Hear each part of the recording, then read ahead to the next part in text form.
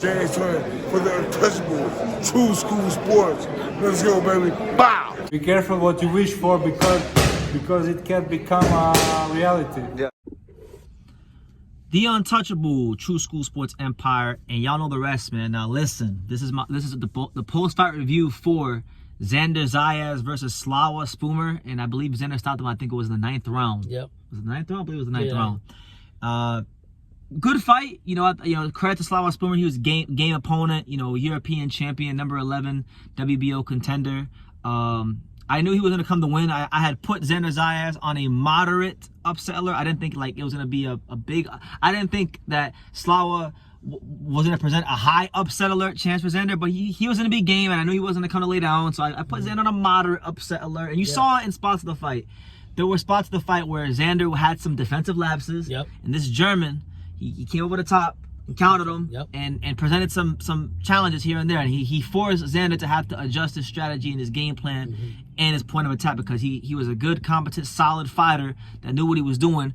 But ultimately, what it came down to was this: Xander was too sharp, too fast, too just had too many dimensions to his skill set for a guy like Spomer. So eventually he wound up breaking him down. The body attack was phenomenal. I know a couple of times some of those shots went a little low, but for the most part he was placing the shots very nicely to the body. And it's just like Xander's a good, consistent fighter, Pops. Like, he's not, I don't think he's as sensational as Abdullah Mason or Keyshawn Davis or maybe some of the other young fighters in boxing, but he's just, you know what you're getting every fight with him. He's very, very consistent in his performances. And you know he's going to get the job done. Exactly. I mean, he'll adapt. And I think he's, from the time that we've seen him, from the day we held to now, he's a very mature young man that's got a lot of doors open for him. And time will tell how big this guy is going to be. Is he going to be the star of Puerto Rico? Is he going to be this and that? But we're going to have to find out. So right now, Pops, he's sitting right there at number 1 in the WBO. The name that he keeps saying, that he keeps calling out and screaming from the hilltops is he wants Sebastianfundora. And so, like, when you think of Xander, you think of Sebastianfundora.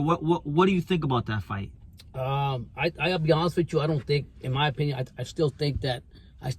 In my own opinion, what I see from Zayas is I don't think he's ripe yet for that big fight yet.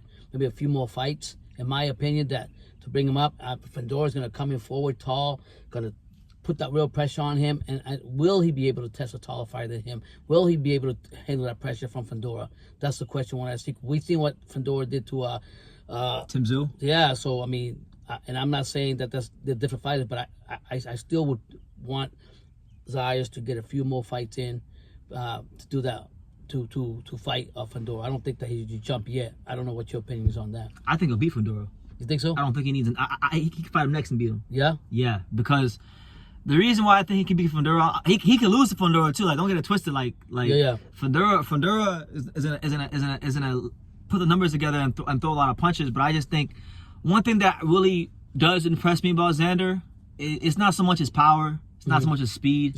It's more so like his defensive responsibility. He'll get 2 or 3 punches off, and he's really good about making sure that he's blocking the punches. He don't like throw. He don't do this shit that most fighters do. He don't throw and then drop his hands. He's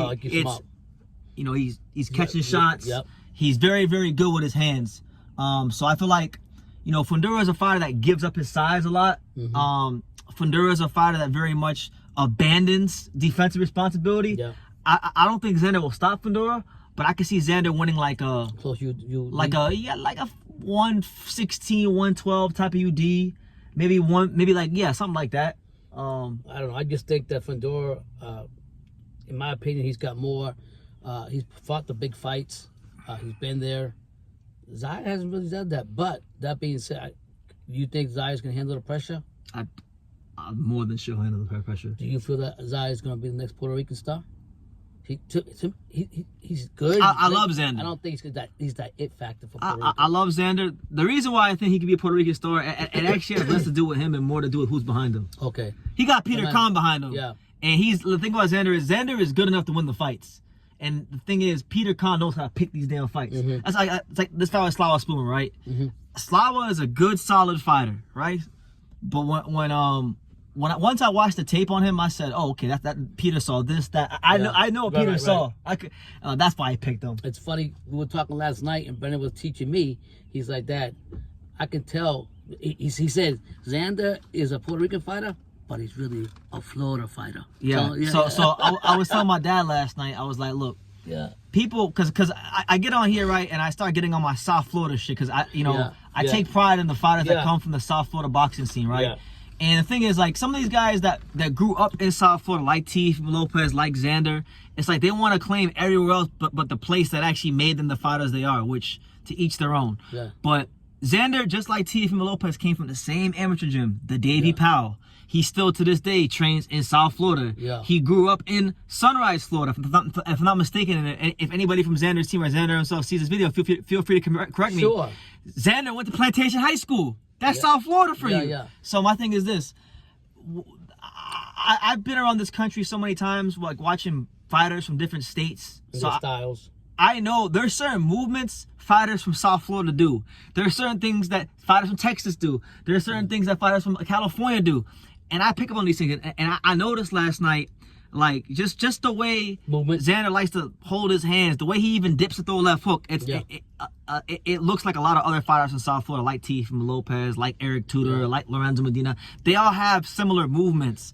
And certain things he does in the pocket are not things that they do in Puerto Rico. I think one thing that Brendan says that makes Xander very unique is he's not like an average everyday Puerto Rican fighter with their style. He will throw that. What's that move? The punch he throws. He said that Puerto Ricans don't do enough. To the liver, the left hook. Left hook. The left hook to the liver. Well, no. What it is that a lot of Puerto Rican fighters. My gripe with a lot of the modern day. I don't want to say all. We're not hating. We're just talking. I'm saying modern day Puerto Rican fighters. They all fight, like if they're from New York or they're from the island, they all fight the same. They don't feint. They don't throw uppercuts, and their punch selection is normally jab, left hook to the body.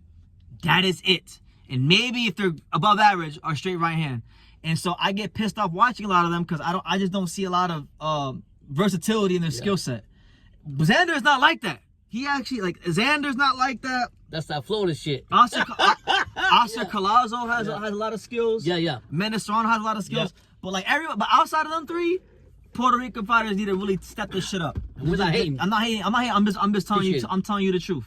You know. So he said basically saying Zayas is one step above the Puerto Rican style. Yeah, for sure. And that's why Top Rank is promoting him as such. Yeah. So don't get mad at me. Top Rank's putting the dollars behind him because they see what I see. Right.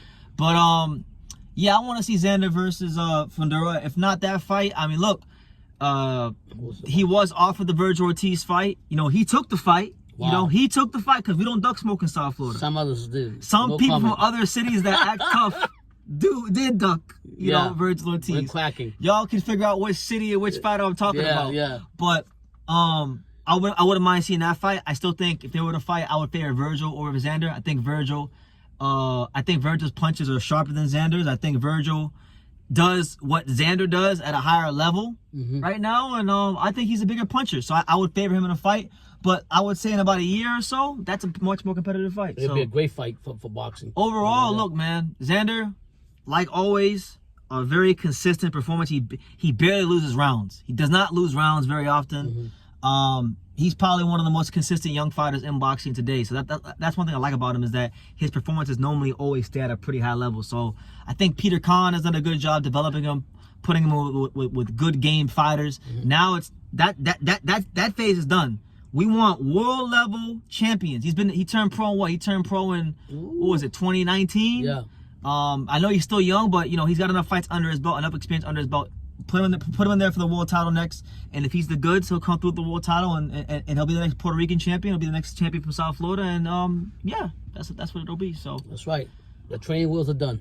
Let me know what you guys think in the comments down below. What did you guys make of Xander's performance against Slava Spomer? Shout out to Slava Spomer. It was a big test for him coming from Germany. I thought Slava performed well.